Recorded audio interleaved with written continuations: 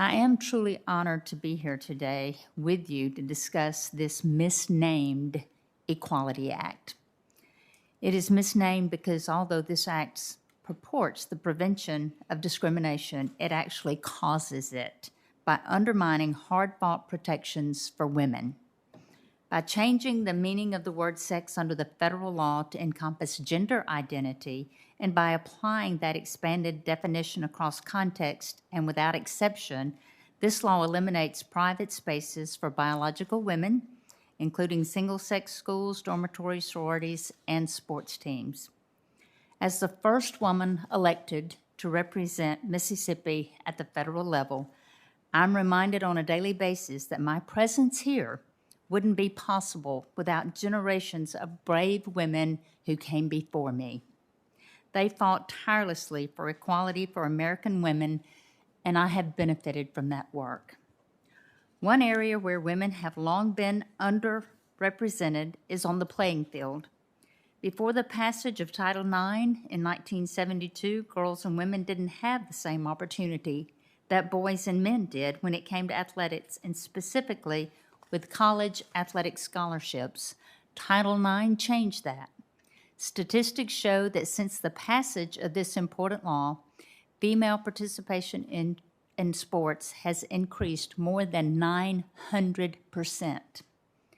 Unfortunately, the Equality Act would undermine that progress, opening positions on women's teams to biological men, not just transgender athletes who have blocked the onset of male puberty, but are living as women. But any male who simply says he identifies as female, whether transgender or not. This is the problem created by the Act when it substitutes the vague and open-ended term gender identity for the word sex.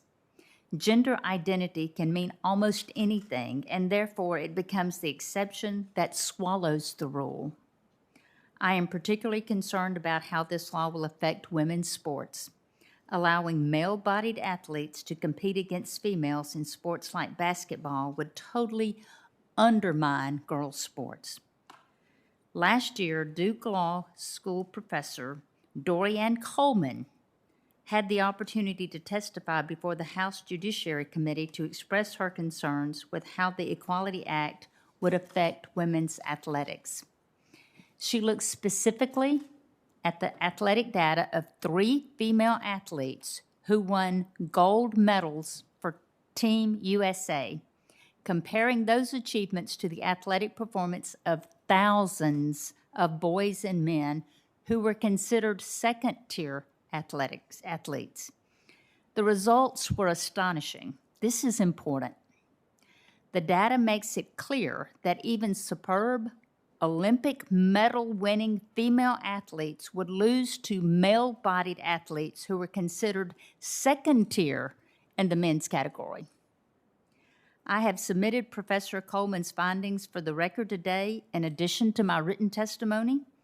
I urge every member of this committee to review these findings before considering voting on legislation that fails to recognize these facts. This is because the onset of puberty and the associated higher testosterone levels leaving male-bodied athletes with significant advantages over female athletes. I know the importance of sports for females from my own firsthand experience playing both youth and high school basketball. In fact, my mother played basketball, I played basketball, and my daughter has played basketball. Point guards are pretty tough. My experiences playing basketball as part of a team of girls helped develop my character and my confidence to lead me where I am today, the first female member of Congress from Mississippi. I have seen firsthand what female athletes have done for my daughter in terms of teaching confidence, teamsmanship, and the values of learning how to compete well. Had my daughter or I been forced to compete with or against biological males, the situation would be totally different. I am not the only one who has recognized the importance of protecting female athletes in female sports. Mississippians across my state recognize the importance of protecting equal opportunity for female athletes. Indeed, just last week, our state enacted the Mississippi Fairness Act, a law that requires athletes to compete in the division of their biological sex at birth. I am concerned that the so-called Equality Act before us today would override the work state like Mississippi are doing to protect women and to protect women's sports.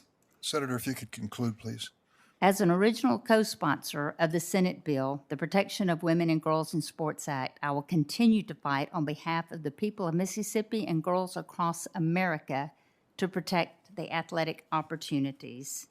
God loves every one of us, and every one of us are His creation, and we should all be treated with kindness, respect, and dignity for everyone.